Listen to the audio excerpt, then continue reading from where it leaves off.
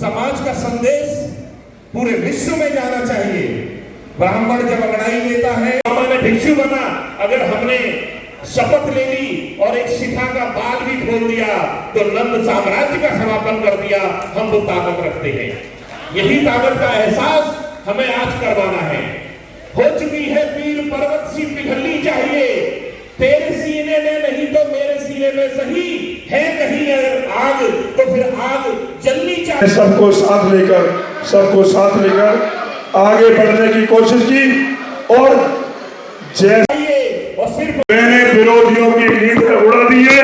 अब मुझे मेरे मुस्लिम समाज ने भी पूरा समर्थन देने का मन बना लिया है। तो मैंने आप सब लोगों के आशीर्वाद से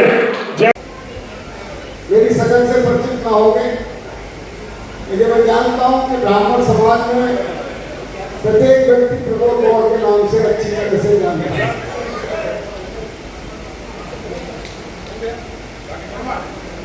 मेरे परिवारजनों, आज जो राजनीति हो रही है वो राजनीति टोटल पेशेवर राजनीति हो रही है। पैसा लगाओ और पैसा कमाओ। वर्तमान में जो यहाँ पर सांसद जी हैं, 2014 से 2019 तक उन्होंने पैसा कमाया और उस पैसा का कुछ अंश देकर उन्हें 2019 में टिकट दिया है। 2019 से और अभी एक बड़ी मजे की बात पंडित ने कही, उन्होंने कहा ब्राह्मण सज्जन होता है, श्रेष्ठ होता है। मैं अभी मंच पर बैठा, मुझे हंसी आ गई। ब्राह्मण सज्जन होता है, श्रेष्ठ होता है, इसमें दो राय नहीं है, लेकिन एक दो तो छोड़ा जाएगा, एक दो तो छोड़ा जाएगा। इस सारे को समझने का काम करें मित्रों। और वोट, मैं तो केवल यहाँ ब्राह्मण समाज के लिए आया हूँ। आज कोई राजनीतिक भाषण या कोई वो नहीं है। जैसा मेरे समाज के लोग आदेशित करेंगे हम लोग वो काम करेंगे। अगर आप लोग इस चुनाव में बंटी भैया के साथ हो तो कृपया दोनों हाथ उठा करके मुझे आश्वासन दें। अभी जिनके हाथ नहीं उठेंगे, नस्मा छिन गया तो क्या नया ढूंढ लेंगे। हम वो परिंदे नहीं जो उड़ना छोड़ देंगे, बहुत बहुत धन्यवाद। जय श्री राम, जय परशुराम।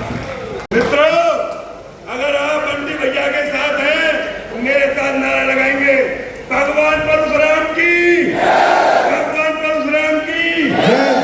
और भारतीय जनता पार्टी के लिए एक बहुत अच्छी बात है कि मैं अपनी बारी को विराम दूंगा। हमें अपने बीच से ऐसे साथी को लोकसभा का सांसद बना के भेजना है जो अपने समाज के साथ साथ सर्व समाज के कल्याण के लिए काम करे, सर्व समाज की आवाज को बनने का काम करे, अपने समाज की आवाज को दबाने का काम नहीं, अपने समाज की आवाज को उठाने का काम करे। मैं अपनी वाणी को विराम देते हुए ये मान के चले हैं कि सर्वे भवन्तु सुखिनः, सर्वे सन्तु निरामया, सर्वे भद्राणि पश्यन्तु। सम्मेलन हुआ है और उसमें ये निर्णय लिया गया है कि हम जो है आगामी होने वाले लोकसभा के चुनाव में बहुजन समाज पार्टी के प्रत्याशी हितेंद्र उपाध्याय और बंटी जी को वोट देकर इस लोकसभा के चुनाव में कामयाब बनाएंगे। कुछ पोस्टर भी बांटे गए क्या सभा में? मेरी जानकारी में नहीं है, मैं मंच पर बैठा हूँ। पूर्व सांसद के लिए आपके द्वारा क्या कहा गया? पूर्व सांसद के लिए मैं पहले भी कह चुका हूँ, आज भी मैंने कहा है, इस जैसा करेक्टर होता है, एक शब्द एक करेक्टर लूज होता है।